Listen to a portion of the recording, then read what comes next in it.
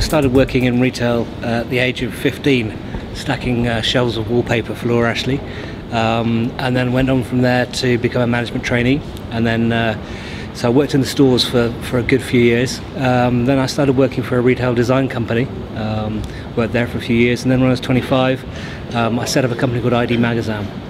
Initially set up as a design company, but very quickly we tried to get some research that would help us with the design process.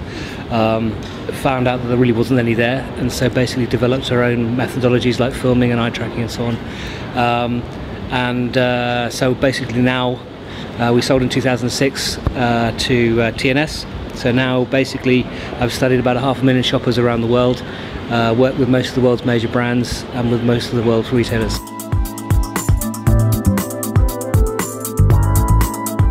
One of the things that really interests me about digital is that pretty much any conference I go and talk to around the world, everybody is wetting their pants about digital and what it's going to do and what it's doing and so on.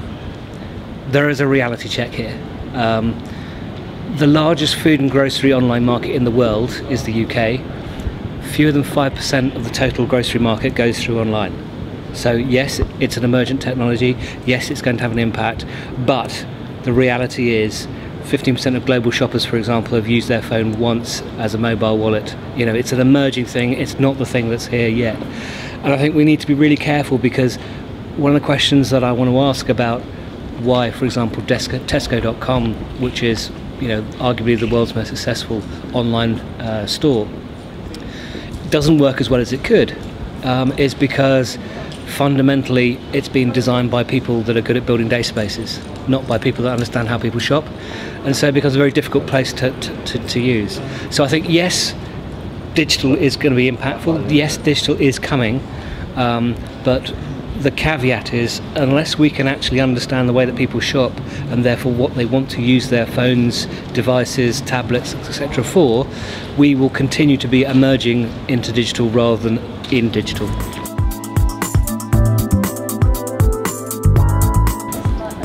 If you go back to the 1950s, when consumer marketing really basically suddenly took off, the end of the war, the US, mass consumption, advertising-led growth, in the context of retailers that don't sell. There's a big myth in the world that the Walmart, the Tesco, the Carrefour, all those kinds, Coles and Woolworths are very good at selling stuff. They're not.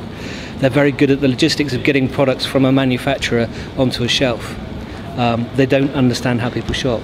The industry is called fast-moving consumer goods. So traditionally we've been extremely good at understanding consumers, but not so good at understanding shoppers. When we do understand shoppers, all the numbers show that the better we get at shoppers, the more money we will make, the more things that we sell to people. But we mustn't forget the fact that those big box retailers are very good at logistics, they're not very good at selling. So we've got to be, as manufacturers for example, you've got to be super good at understanding how people shop to help those retailers move the products off their shelves more effectively. So looking out to 2020, firstly, if you look economically, because that sets the context, most of the world is in recession at the moment. Markets like the US, Europe, heavily in debt. That's impacting obviously into the rest of the world, so China not as growing as fast as it was, and so on. Most of the predictions I've seen suggest that the world isn't going to move out of that recession probably for at least another 4 or 5 years' time. So basically what you're talking about, by the time we hit 2020, is possibility of recovery. It means two big things. Firstly, that shoppers between the ages of 18 and say 28 coming into 30 have grown up and have always shopped in that mindset of economic risk. Second thing is that if you look at the behaviours of markets like Argentina, for example, in the back end of the 90s when they had their big global crisis, it took at least 15 years for shoppers to recover from that mindset of risk. So everything that we talk about, I think, has to be encapsulated in the idea that people are going to live in a world of managing risk, and that's probably going to become an established behaviour. So we're going to consume in a different way. We're now going to see the carefree consumption that we saw in the 80s and the 90s. It's going to be what we're talking about, a world of considered consumption. So that's setting the context. We've talked already quite a lot about technology.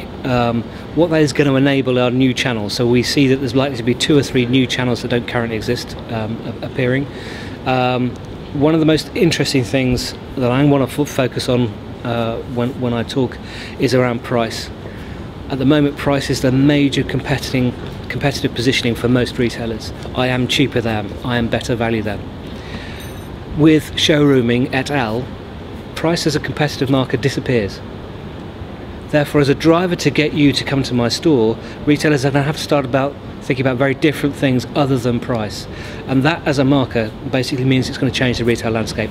And that, I think, will happen by 2020. I think it's important for both retailers and manufacturers to come to conferences like this. One is to network and obviously meet people within the industry, hear what they've got to say. The second thing is that it's very easy to get head down into your world, into your business. I think it's quite useful to come out and hear maybe some international speakers, for example, maybe some people who are doing stuff that you may not have heard of within the marketplace. So it's a good place to refresh your thinking.